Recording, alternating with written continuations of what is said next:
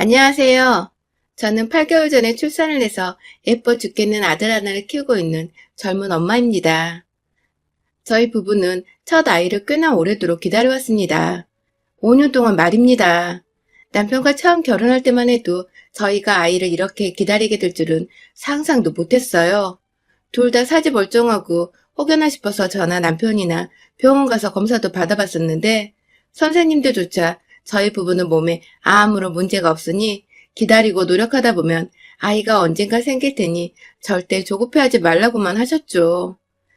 그러나 저희는 아무리 기다려도 아이가 생기지 않아 결국 시험관 시술까지 알아봤고 시술을 준비하며 몸 관리를 하던 중에 정말 뜬금없게도 아이를 가지게 되었어요.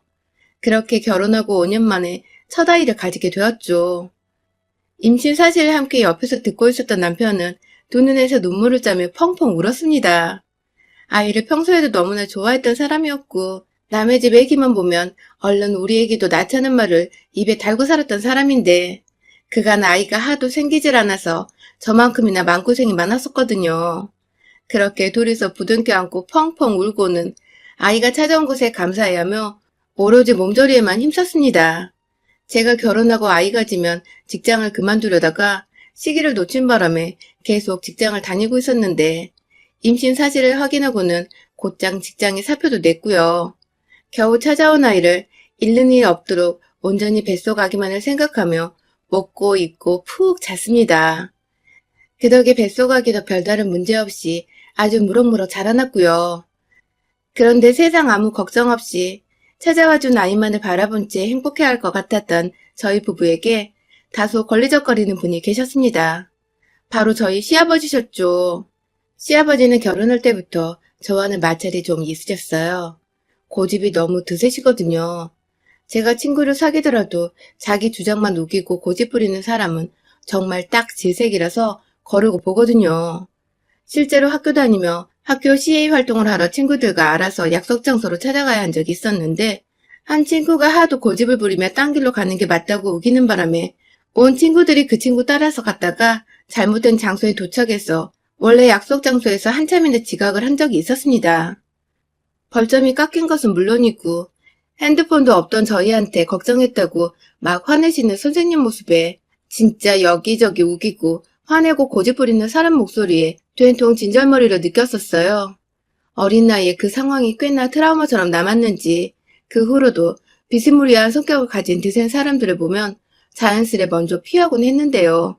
아니 근데 결혼하고 나니 저희 시아버지가 딱 그런 사람이더라고요. 평생을 피해온 유형인데 결혼이라는 발목에 잡혀서는 시아버지를 또 한평생 마주보고 살아야 하는 운명이었던 것이죠. 시아버지는 결혼하기 전까지만 해도 그저 말없고 과묵한 사람처럼 보이셨습니다.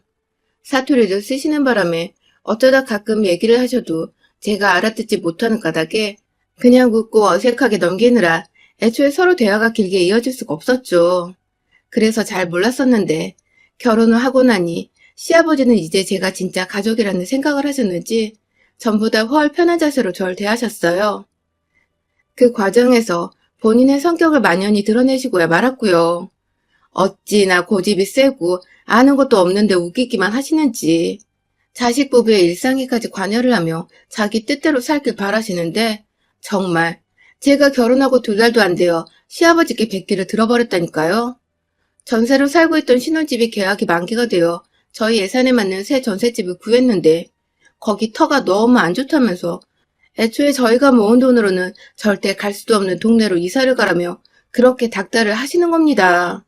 돈이라도 한 푼 쥐어주면서 이사를 가라고 하면 제가 곧말을 안 할 텐데요. 저희 아버님은 돈 한 푼 도움 주신 것도 없으시면서 어디 점집 가서 듣고 온 소리에만 의지하고선 바락바락 이사를 반대하시는 바람에 저희는 하는 수 없이 그 전셋집을 무르고 좋다는 동네의 언저리에 위치한 아주 좁아터진 전셋집으로 이사를 가게 되었습니다. 예산 때문에 똑같은 가격인데도 평수는 무려 10평이나 좁았죠. 처음에는 이게 다 시아버지 때문에 터무니없게 좁은 집으로 이사 온 거라며 강단 없이 휘둘린 저와 남편의 성격을 탓했습니다. 그러다가 좋은 일들이 곧 생기겠거니 하며 집 문제는 잊고 잘 살려고 했는데 아이가 하도 생기질 않으니 제 입장에서는 이게 다 아버님이 말씀하신 터가 좋다는 곳으로 이사를 오면 뭐하냐고 심지어 터가 좋은 곳이란 것도 다 거짓말이나 잘못하고 있는 게 아니냐며 뒤늦게 또 시아버지께 엄청난 원망을 쏟아냈죠. 그러고서 한동안 애가 안 들어서 신경이 예민해져 있다 보니 자연스레 시아버지도 안 보고 지냈는데 시아버지가 제발로 저희 집을 찾아오시기도 하셨어요. 와서는 또 서로의 기분을 맞춰주며 기분 좋게 지내다가 가는 게 아니라 속으로 아주 들었다 놨다 하면서 천부를 일으키고 떠나곤 하셨죠. 대뜸 집에 오셔서는 가구 배치가 잘못되었다며 냉장고는 동쪽으로 놔둬야 하고 그 옆에 조그만 오븐은 북쪽에 설치하라면서 막 제멋대로 냉장고를 빼내려고 하시는 겁니다. 밑에 먼지도 가득이고 그 무거운 걸 노인 혼자서 빼내겠다고 난리를 피우시니 저희도 가만히 있을 수가 없어서 긋고 말리다가 결국 옆으로 5cm 정도 빼낼 때까지만 도와드리는 척을 했죠. 자기 말이 무조건 맞다고 그렇게 해야지 집에 돈이 들어온다며 한참을 부엌에서 소리를 지르고 멋대로 고집을 부리시더니 결국 안방까지 쳐들어가시고는 침구 색상이 너무 밝다고 조명부터 싹 다 재수없는 것들이라며 그놈의 돈돈 거리시면서 집안을 쑥대밭으로 만들려고 하셨죠. 뭐가 마음에 안 들면 어디 가서 새로운 침구나 조명이라도 직접 사오시고 말씀하시던가. 기껏 돈 쓰고 오래 깨끗하게 쓰려고 아껴 사용 중인 걸 막 손으로 버리라면서 뜯어 벗기는데 진짜 순간 확 화가 올라오더라고요.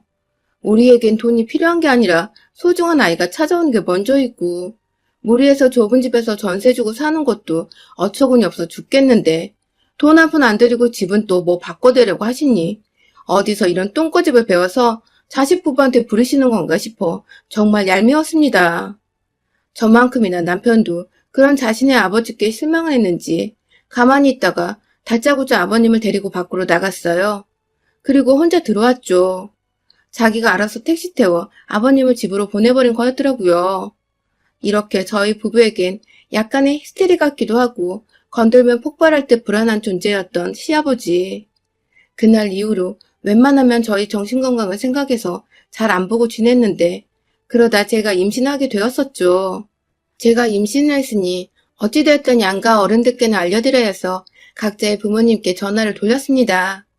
저희 친정부모님은 저뿐만 아니라 남편과 직접 통화를 하시면서까지 축하한다고 이제 부모가 되는 거라며 칭찬부터 시작해서 덕담까지 좋은 말씀을 한가득 해주셨어요.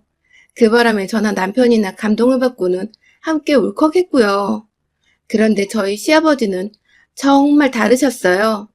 시어머니와 먼저 차분히 대화를 나누고 있는데 뒤에서 제가 임신했다는 소리를 듣고는 시어머니 전화를 뺏어든 시아버지는 옆에서 어머니가 발에 치였는지 앓는 소리를 하고 계신데도 아랑곳 않고 그 사실을 왜 이제야 전하냐며 다짜고짜 자기 불만을 토로해내셨습니다. 검사를 받자마자 알려드리는 거라고 하니 그제서야 본인 스스로 화를 겨우 가라앉히시며 아들인지 딸인지를 묻던 아버님.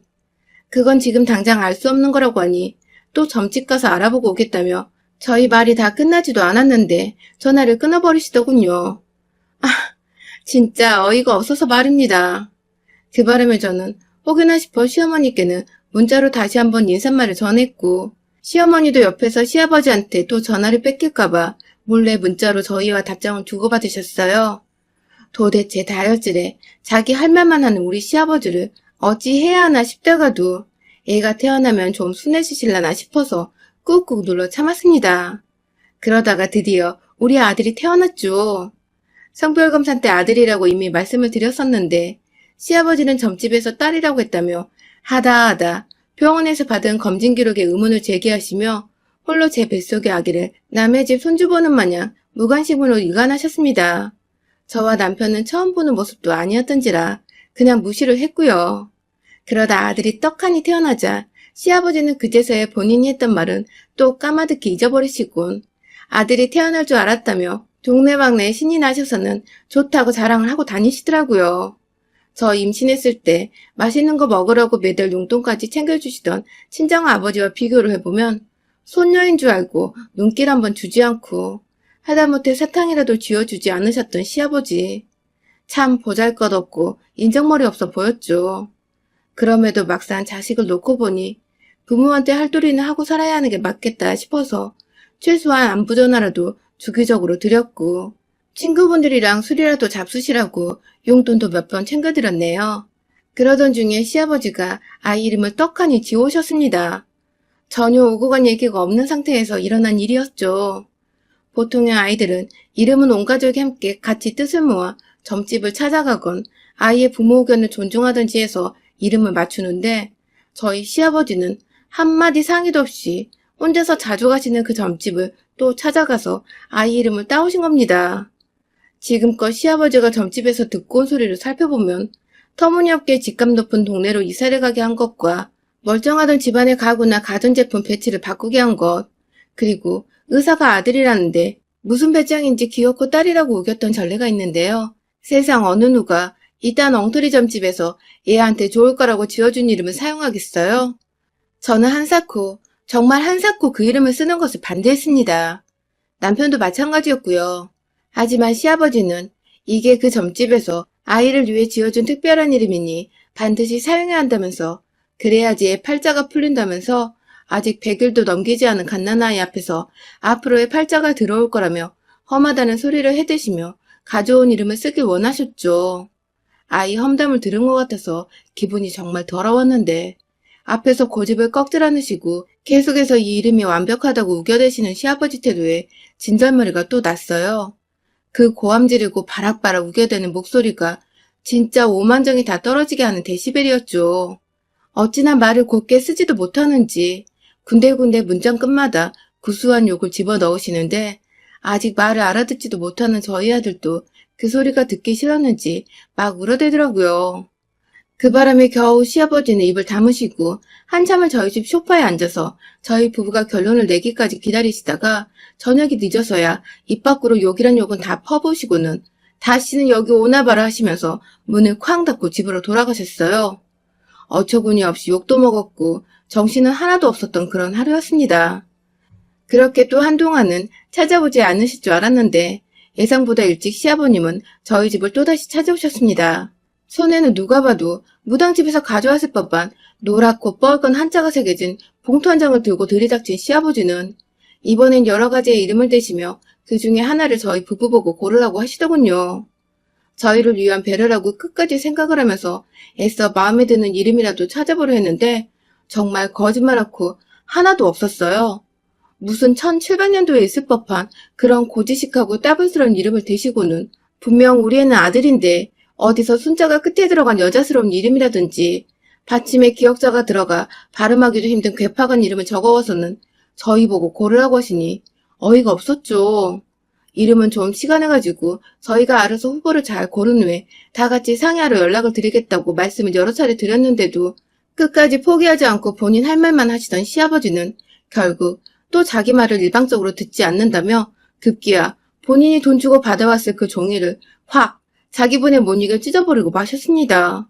그 과정에 고성은 자연스레 오갔고 겨우 재웠던 아들이 깨면서 집안은 내 울음소리에 늙은이 고집 부리는 소리까지 아주 난장판이 되고야 말았죠.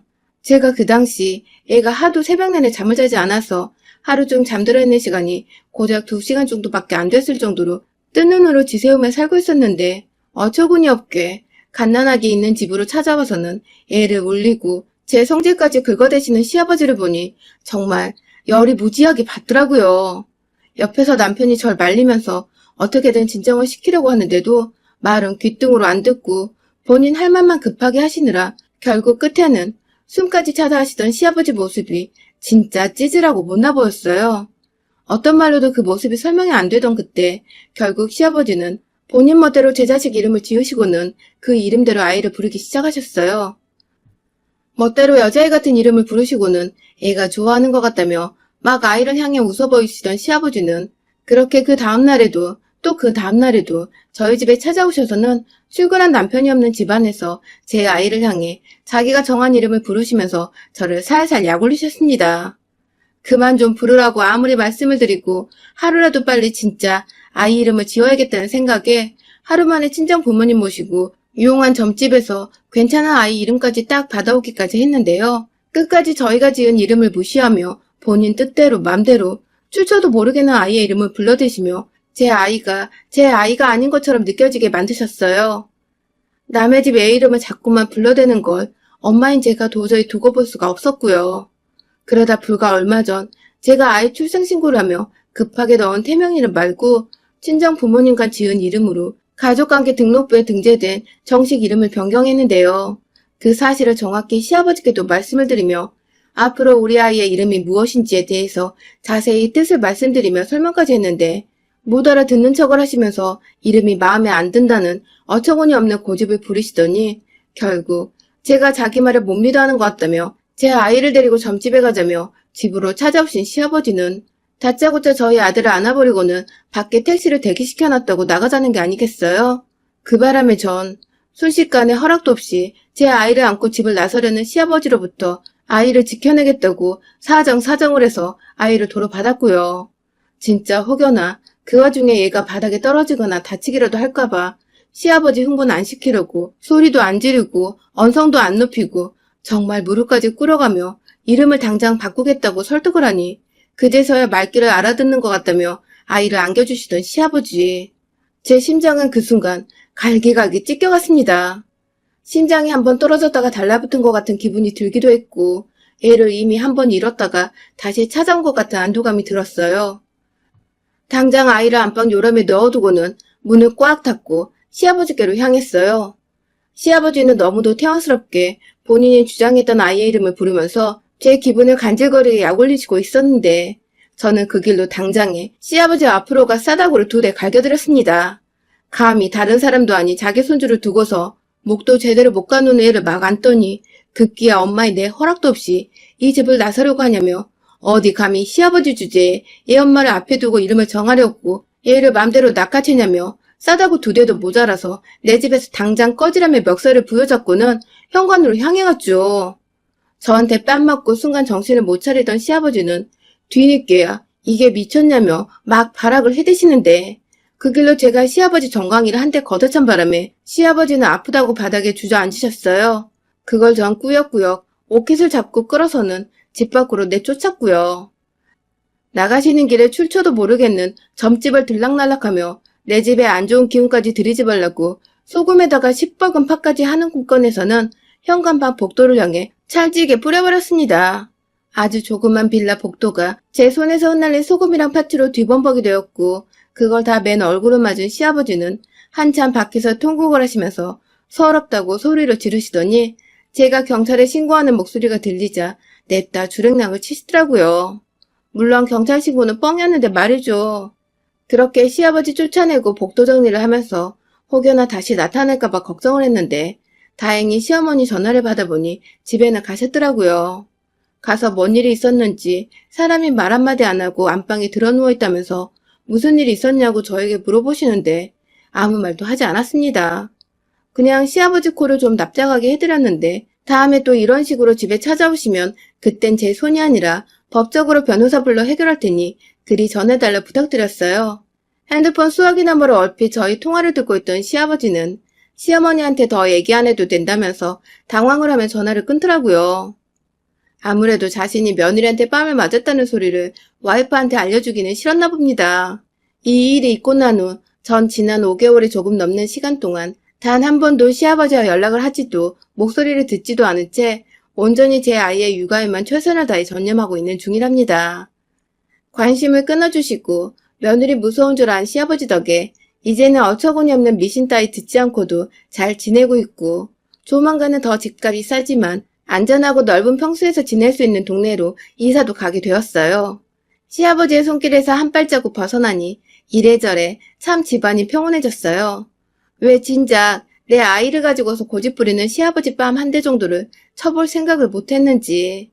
저의 수동적이었던 지난날이 좀 후회스럽긴 하지만 이제라도 그날 제 두 손에 시뻘개졌던 시아버지 볼따구를 생각하니 묵은 때가 싹 벗겨지는 기분입니다. 여러분의 생각은 댓글로 남겨주세요. 오늘도 시청해주셔서 정말 감사합니다.